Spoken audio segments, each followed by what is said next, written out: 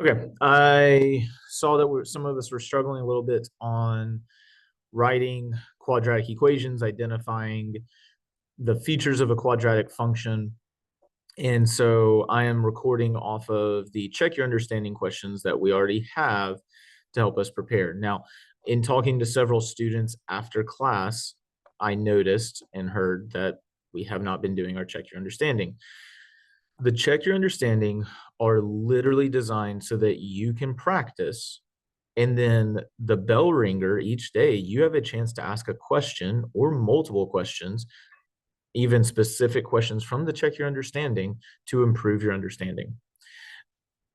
Please make sure you're doing these. I have given you the solutions on the very next page so that you can say, I got it or I don't. I don't give the explanations, but if you're getting the answers right and practicing and explaining, you probably got it. If you still need to ask a question in class, please go for it. So I'm only focusing on standard form of quadratic equations, but remember, we've got a test on Friday, right? It was supposed to be tomorrow. On September 19th, I'm pushing it back an extra day so we can take half of tomorrow to practice and prepare for this test. And so that's part of the reason why I'm recording this video. I hope that you take advantage of it and you use this if you are having some trouble. So I am going to stop my video and just have this shared as I narrate through. So standard form of a quadratic equation. We've got to remember that what that form is. We've got f of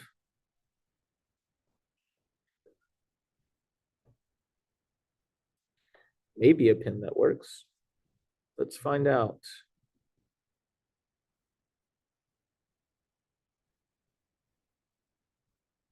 A pen that inconsistently works. Let's see if I can use my finger for this. So we've got f of x equaling ax squared plus bx plus c. Now, with f of x equaling ax squared plus bx plus c, we got to remember that this a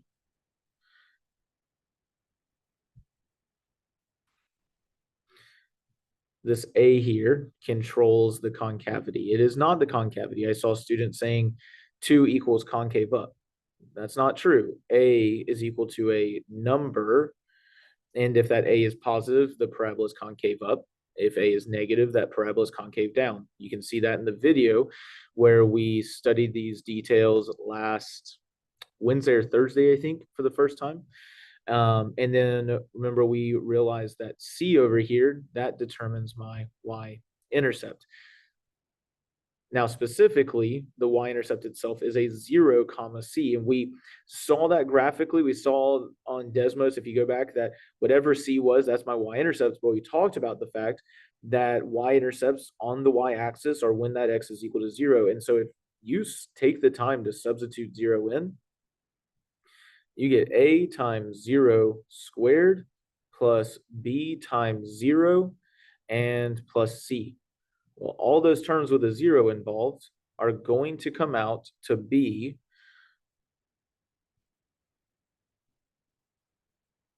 zero. And so I'm left with 0 plus c, or c. An input of 0 has an output of c. And so when I look at the mild section, all I wanted you to identify was the key features of the parabola highlighted in each equation. A in f of x here is 2. And so this parabola is going to be concave up. And C is 4. Remember, I recommend writing that equation above each time. And using my finger on this is making things quite difficult. I might have to do a second video after I restart my computer. But it's concave up, and because that a equaling 2, and the y-intercept c is 4. So the y-intercept is 0.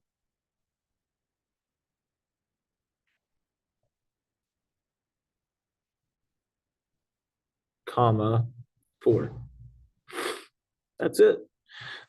Now, when you move on to the medium section, All right, I'm going to look at m of x this time. When you move on to the medium section, you're supposed to actually sketch the parabola with those key features. And so this is the target portion of the proficiency scale. That's all you have to do. Now, I'm going to go into a little bit more detail with this, but in this, I know it's ax squared plus bx plus c. A is that leading coefficient, so a is -3. And so I know this parabola is concave down like a frown, right? My c is 2, and so I know my y-intercept is 0, 2. And so based on that, I can sketch a quick graph. Y-intercept of 2. Yeah, I'm going to have to stop here. I will do a second video after this and pick up at this point. But my computer is not playing nice with the pen that I am trying to use. So let's stop this.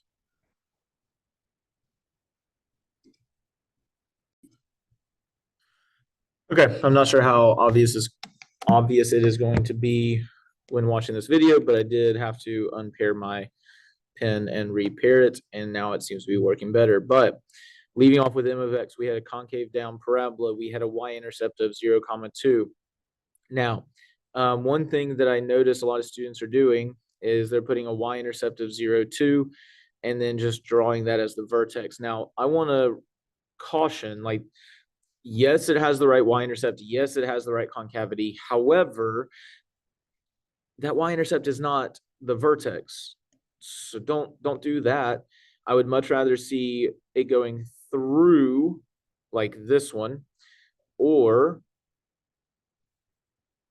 going through like this one with the vertex either in quadrant 1 or 2. Now, I'm going to talk about how to know which one it is based on the next question that we look at.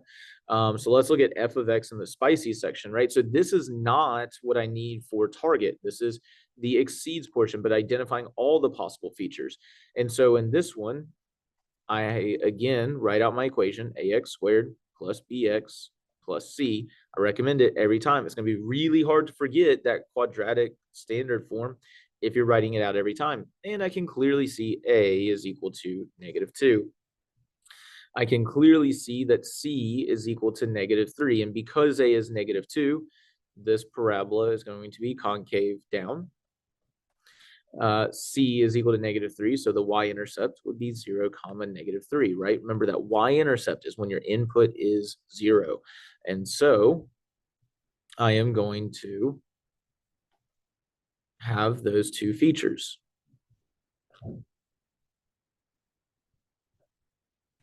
And then concave down. And so there's a lot of options at this point about what the graph would look like that I would accept.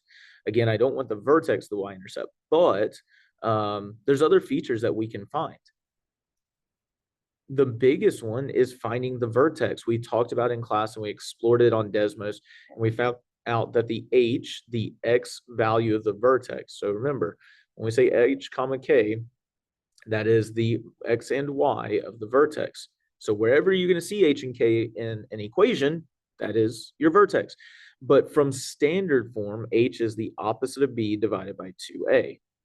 We saw that in Desmos. I believe that was last Thursday, may have been last Friday.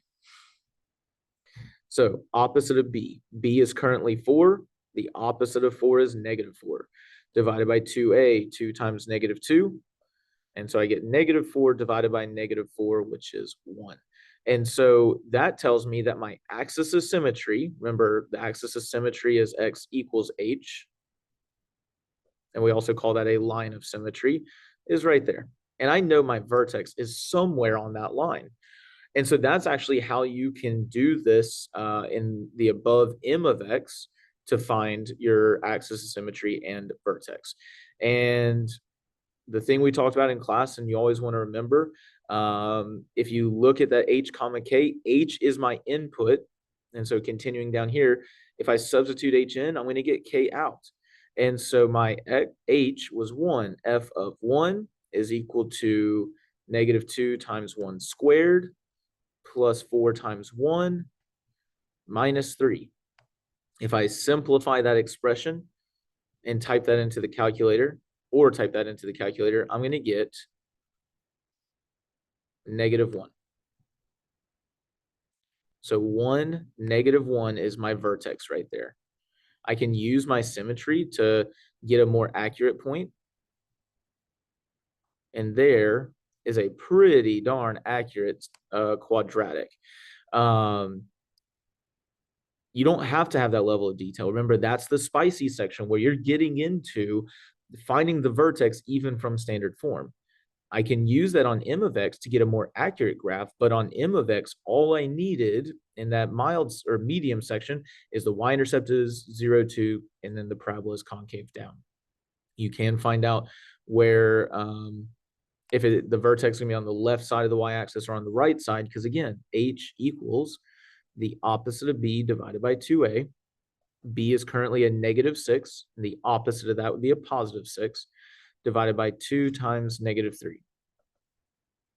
And so I get a -1 in this case, right? So the correct or more accurate graph would be this one. But that's just the more accurate one. That's not the level you had to get. You just had to have a y-intercept of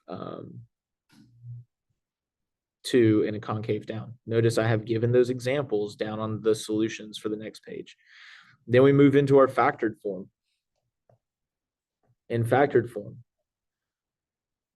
remember, it's not random that we name it this. It's called factored form because we are literally multiplying factors. That's why I'm drawing those multiplication symbols there between a and the binomials.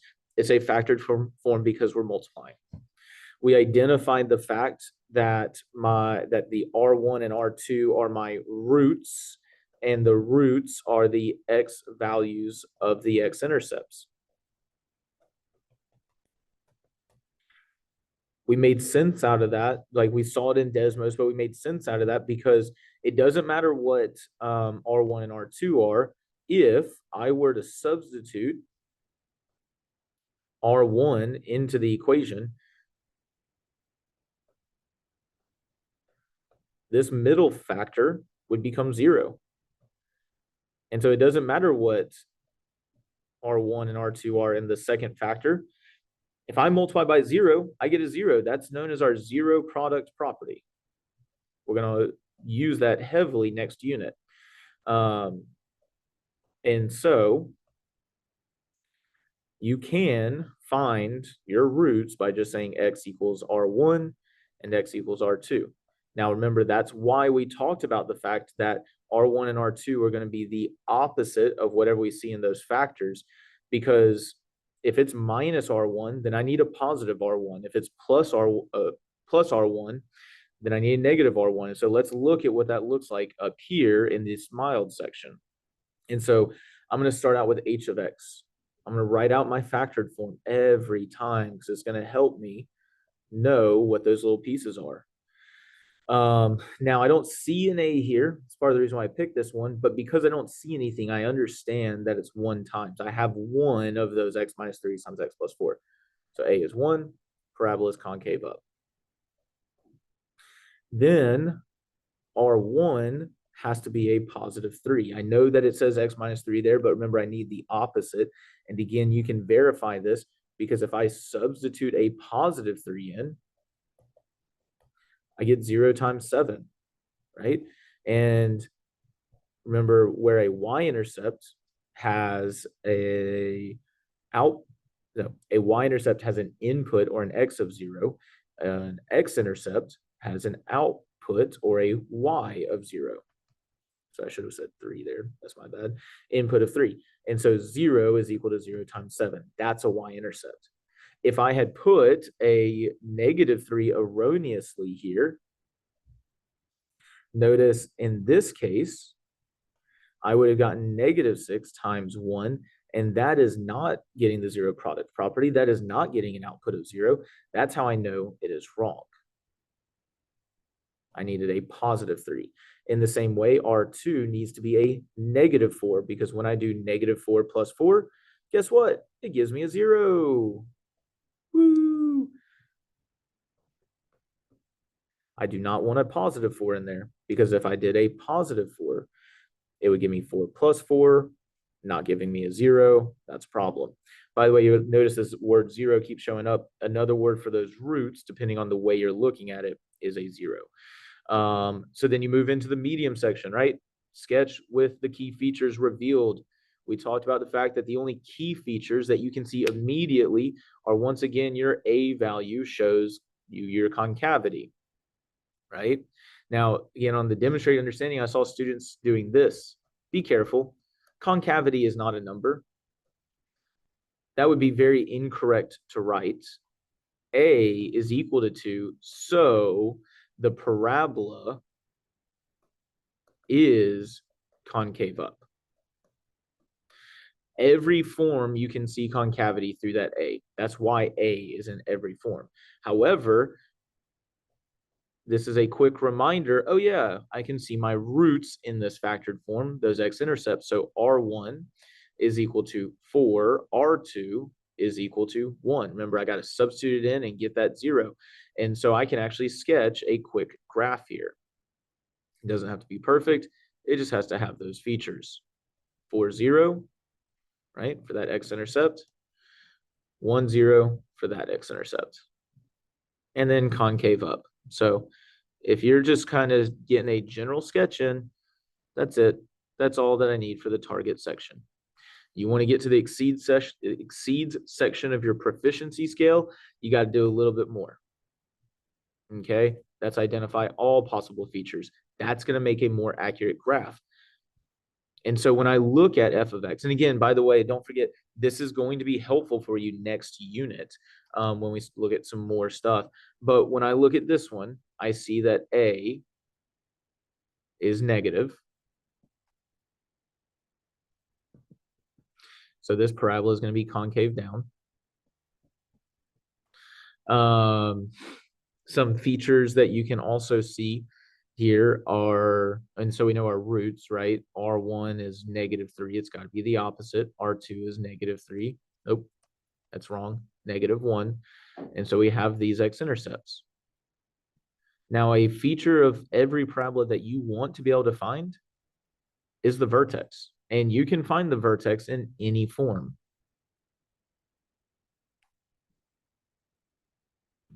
So I'm going to start there, right? One of the things that we talked about heavily, and this is important to recognize, is my axis of symmetry literally has symmetry in the name. It has to be in between those roots.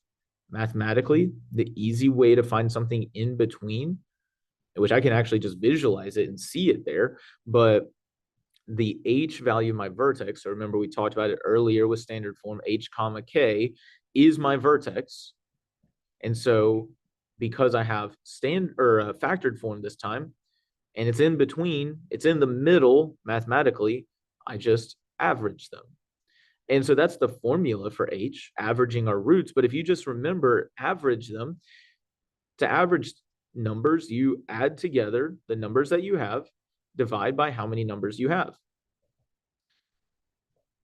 And notice that perfectly matches this x equals -2 for my line of symmetry. Just like with standard form, h is my input, k is my output. So if I substitute h in, I'm going to get k out. And so f of -2 is equal to a negative times -2 plus 3 times a -2 plus 1. And so when I simplify, you can either type that into the calculator or just do it by hand. Either one is fine. You're going to get a positive 1. Let me check that. So negative times positive 1 times -1. Yep. So a positive 1.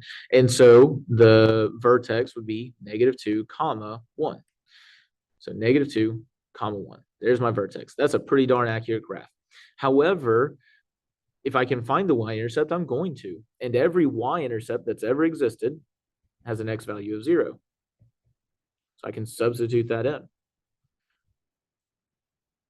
And so now I get a negative times 0 plus 3 times 0 plus 1. Again, I simplify that, and I get -3.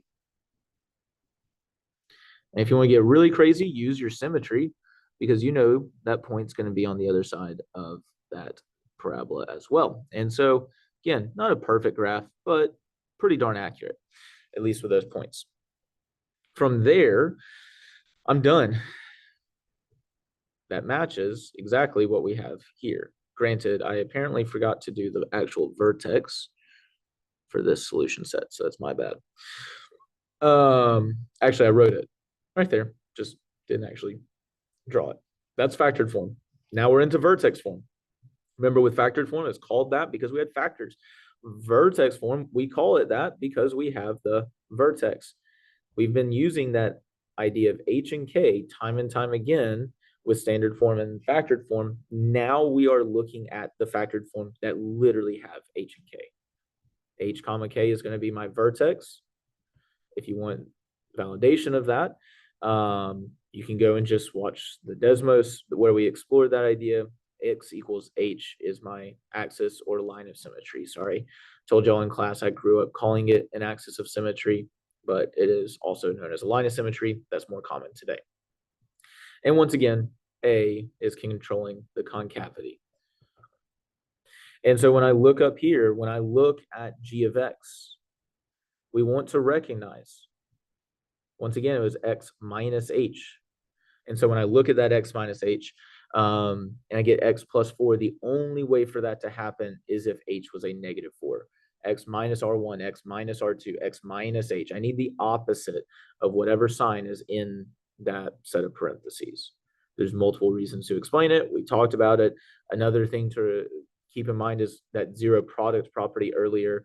Notice if I let X be a negative 4, I get a 0 again.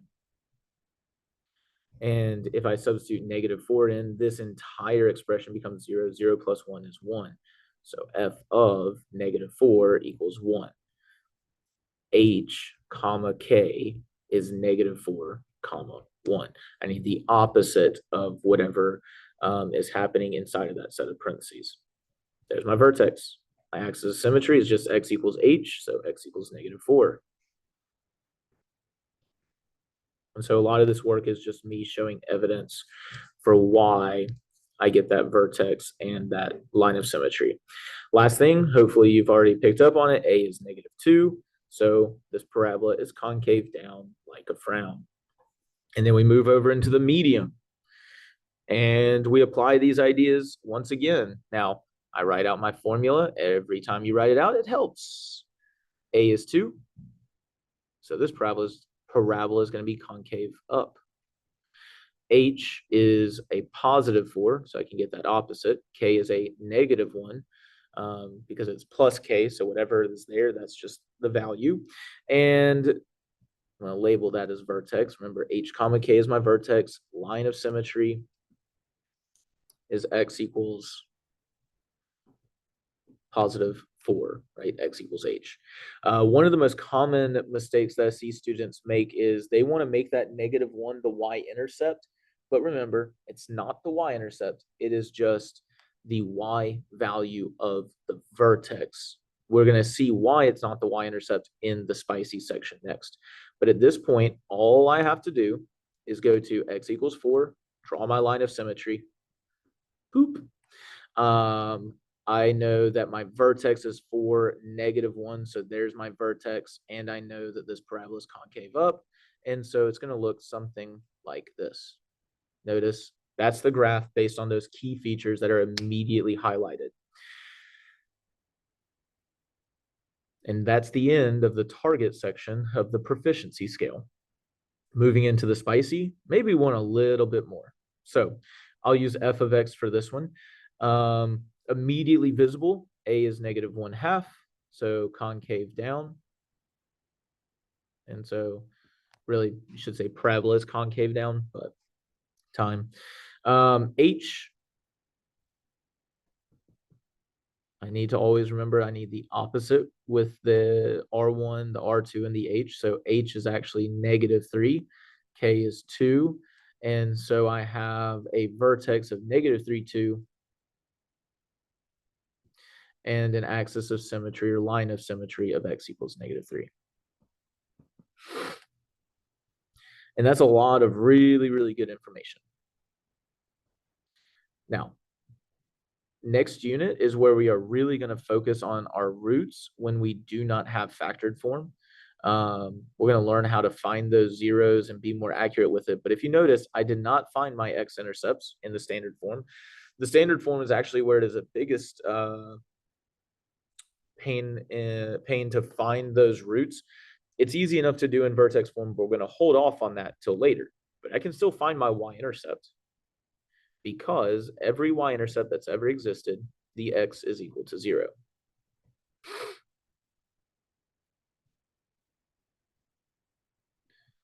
That has not changed here.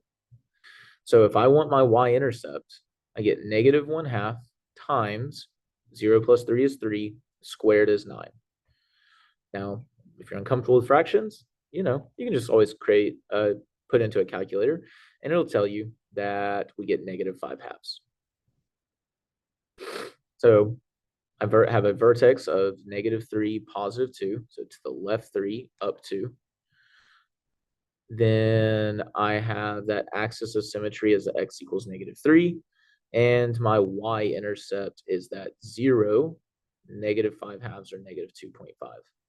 Remember, you can use that line of symmetry to go to the other side, and we would also have this point, right? But that's as accurate as you're going to get at this point. Next unit, we'll find out how to find those x-intercepts. Hopefully that's what you see down here. It sure is. And then there's a final section on writing equations of quadratics. I am now looking at this and hoping that I printed this out for students. I'll make sure I have copies of it tomorrow to help you prepare for the test. But in this mild section here, write an equation for the quadratic functions in the graph. And so with these functions, I note right away with g of x, I have x-intercepts or the roots. I also have a vertex. So if I want to write these equations, I can do it however I please. And that's a beautiful part about this. And so I'm going to do vertex form here, and I'll do factored form on the next one and show that it does not change anything. So vertex form, I have an h and a k. My h is 1, my k is 1, 2, 3, 4 down. So there's my vertex. And so I'm going to start out with my vertex form. Remember, I write that form out every time to help me remember that equation.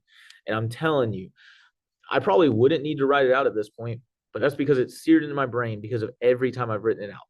Take the time to write out your equation. And I've even labeled things. I don't have a yet, but I have h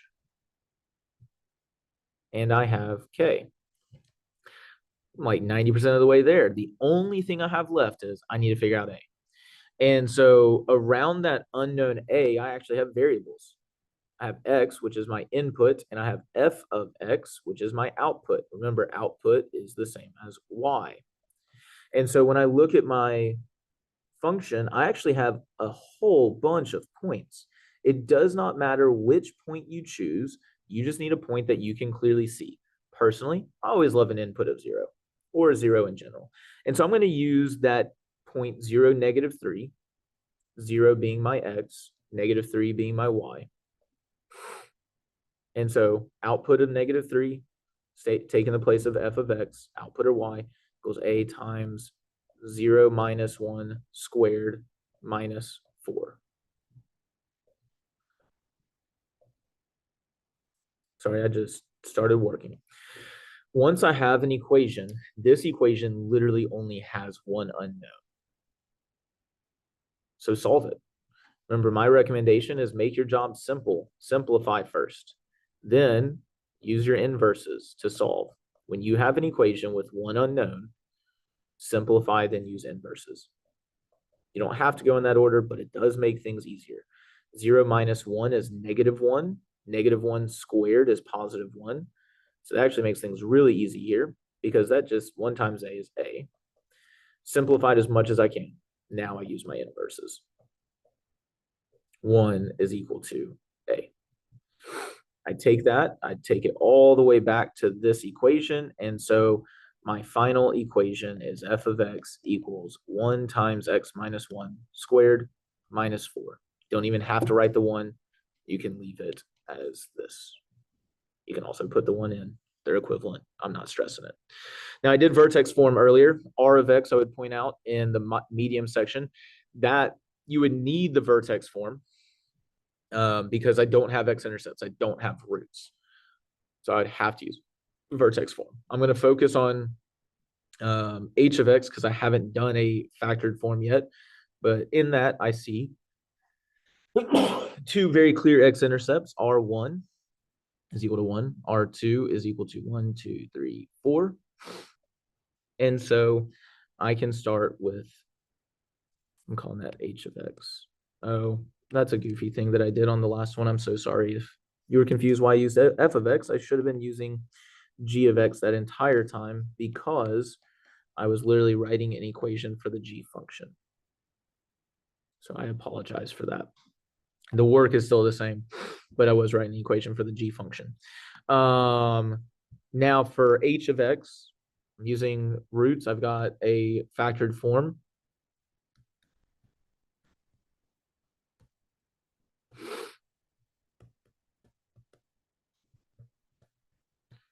And again, I am most of the way there. It's just a little bit of a pain that I do not actually have my a value yet. But just like before, all you have to do is identify at least one point that you clearly can see the x and the y. I'm going to go with the smaller numbers. So I'm going to use an x of 2 and a y of 1, 2, 3, 4, negative 4, because it's 4 down. So x and y, remember y is the same as f of x, or h of x, which we're using h. So output of h of x. So where my h of x is, that's negative 4. I don't have a yet. My x is 2. So I substitute all that in to find my value for a. And then I solve that equation. Remember, simplify first. 2 minus 1 is 1. 2 minus 4 is negative 2. So negative 4 is equal to negative 2a. And if you recognize it, hey, a is just 2. You can just stop there. I always like to show the rest of my work. So I'm going to use that reciprocal to divide by negative 2. Negative 4 divided by negative 2 is simply 2. And the right-hand side, remember, is 1. And so my final equation has an a of 2, x minus 1 times x minus 4.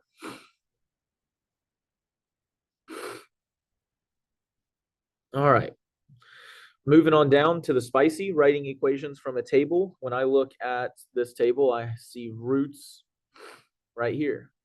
If you're like, wow, how in the world do you know that? Remember, roots are x-intercepts or connect to the x-intercept, so the y is 0. If you're still a little stuck, don't forget, you don't have to stay with a table. The whole reason why I showed you mathematical representations from the very beginning is so that you can convert to whatever is easiest for you.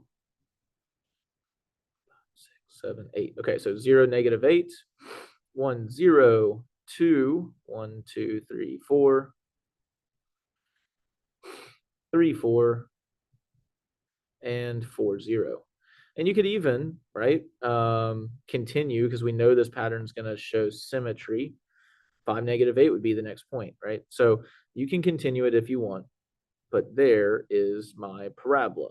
I don't know exactly what that vertex is, but I've got the roots. I'm going factored form. The second table here, it's hideous. However, it doesn't have to be. When I look at this, I see symmetry with those 8/3. So I know that the input of negative 1 would also have an output of 14/3. Negative 2 would have an output of 8. My point is I'm going to illustrate that my vertex is 1, 2. There's h and k. And so like I'm actually going to work out this table, find those values, but f of x equals a times x minus h squared plus k. A is unknown, but I have x minus 1 squared plus 2. That's a huge start. And you can use any of those points if you so desire, but I imagine most of us do not want to work with fractions. So use an input and an output that's easier, x and y. So 8 is equal to a, that's unknown, 4 minus 1 squared plus 2. Same as before, I now have an equation that I can solve. So that's a times 3 minus 1 is 4 minus 1 is 3. 3 squared is 9.